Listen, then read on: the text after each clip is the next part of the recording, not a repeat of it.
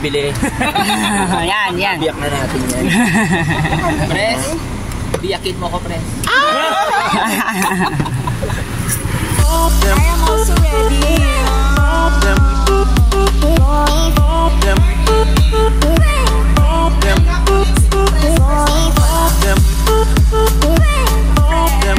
At ito yung background namin, no?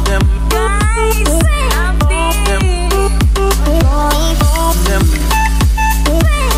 So, drop kami for lunch. Puro tilapia.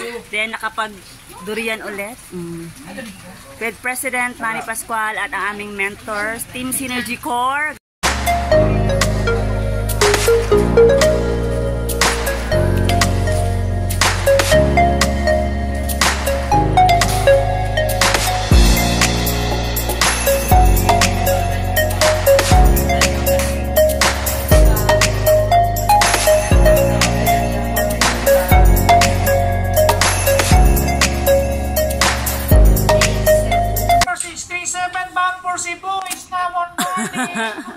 Power! May sarili siyang announcement. In your ticket.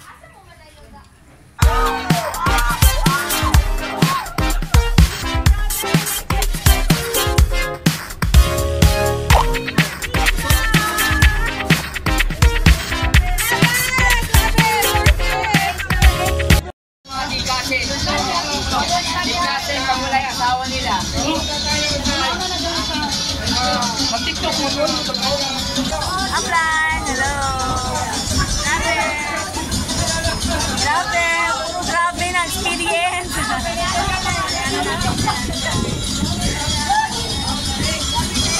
One night, lulutang ka agad yung dead body. Dito po sa aming lake, medyo mahaba-haba po yung magkasubating sa ilalim. 3 araw hanggang 5 araw pa po yun. At with free accommodation pa po yun. Yes, kaya tingin na, kaya pansin ko kanina, yung accommodation pa natin sa kanila, 1,100. Isa na doon. Yes. Pero anyway, kapag, ayan, hear the sound of kumbi.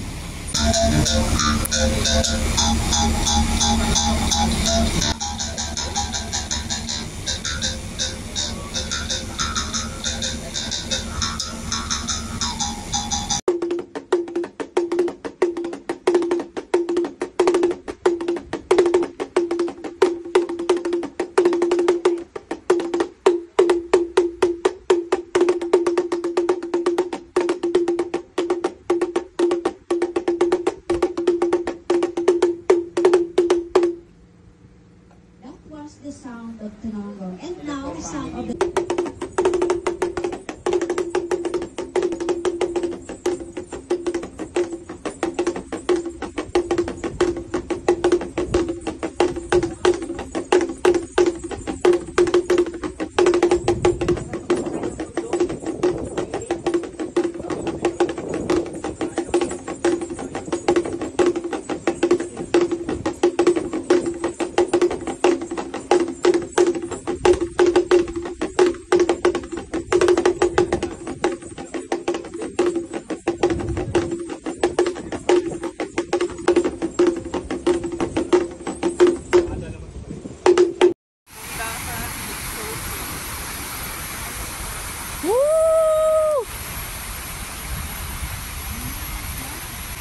Guys, this is the first falls of the 7 falls of Lake Cebu, South Cotabato. Woo! Ito yung nagagawa pag nagne-network ka. Okay, makakapunta ka sa lugar na first time, hindi mo ina-expect mapupuntahan mo. So 7 falls of Lake Cebu, nasa first falls pa lang kami. Okay, grabe. Ito yung experiences. Grabe, very nature.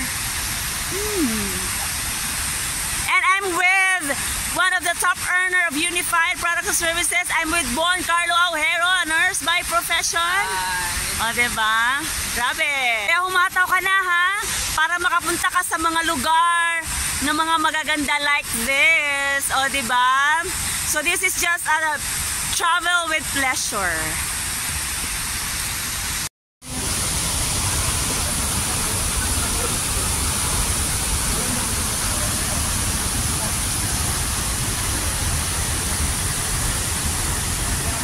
first falls. Napakaganda ang lakas ng current with our president. Hi, Pres! Kaya naman! Ay, grabe. You'll miss this place. Yan. So marami ka mapupuntahang lugar kapag ikaw humataw. Kaya tuloy ka. Todo mo pa. Ano Kano naman? ba yun? 10 per head lang, ma'am. Ang maintenance lang naman yan, ma'am. Nang falls? Papasok kami. May entrance ba? May bayad lang dito, 10 per head. Pang maintenance lang. Finance ah. Para sa judo, para pag masira may pang-ayos naman ulit. Diba? Dapat ito downlane ko eh. Dapat meron kayong lakas ng loob magsabi sa downlane nyo na kailangan nyo mag-aral with love. Kasi pagka sinabi nyo yan sa kanya, maintindihan niya kasi pang maintain, pang panday, para maayos ang picture taking. Ganon din sa network. Ha? Kailangan mag-training. Correct. Bakit? Pang maintain sa knowledge. Pag Correct. di nag-aral, tapos ang business mo. Dapat sa'yo, mapanday. Correct. O, tara na. Picture taking. Tara. Mamaya na lang ha. Bilangin mo kung ilang taong diba? We are now approaching the second falls. And here we are, the success. We are now in the success. Oh my God. Ayun! Grabe!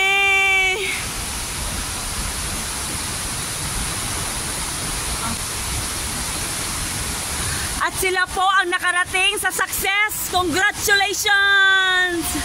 Hindi kayo sumuko. Congrats!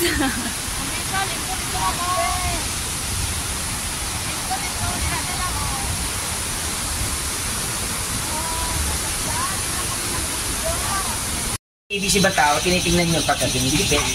Pinakapaskwento nga ni Danet yun eh. Eh, pres, paano pag wala na akong pambayad ng kuryente? Uy. Diba? So, tinitignan mo lang. So, kaya ka hindi humataw kasi tinitignan mo yung savings na yun. Pinanggigigilan mo siya.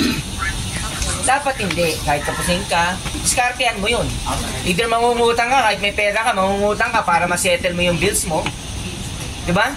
Imaginein mo na yung 10% na dinideduct mo, kasama yun sa expenses mo. Na pag meron ka ng paglalagyan nun, make it work. Kasi kahit 5,000 pera mo, mabubuhay ka. Yan. Mabubuhay ka. So, ganun pala. Sanayin mo na sarili mo. Na mag 10% ka. Diba? Basta ang goal mo, sabi ko nga sa inyo, kahit mga $500,000 kasi, 1 million, di meron ka ng 10,000 per month. Kasi 2 million, 20,000, pag $500,000, di mga 50,000 yun.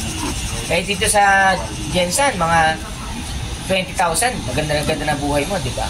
Okay na yun, di ba? Art of savings talaga. Magastos din ako pero sa network. Pero kung saan bagay, hindi nga ako palagimik eh. Hindi palagimik. Kaya nga pag pupunta dito si C, namumblema ako eh. Saan ko siya dadalhin eh? Kasi sinasama ko si MJ.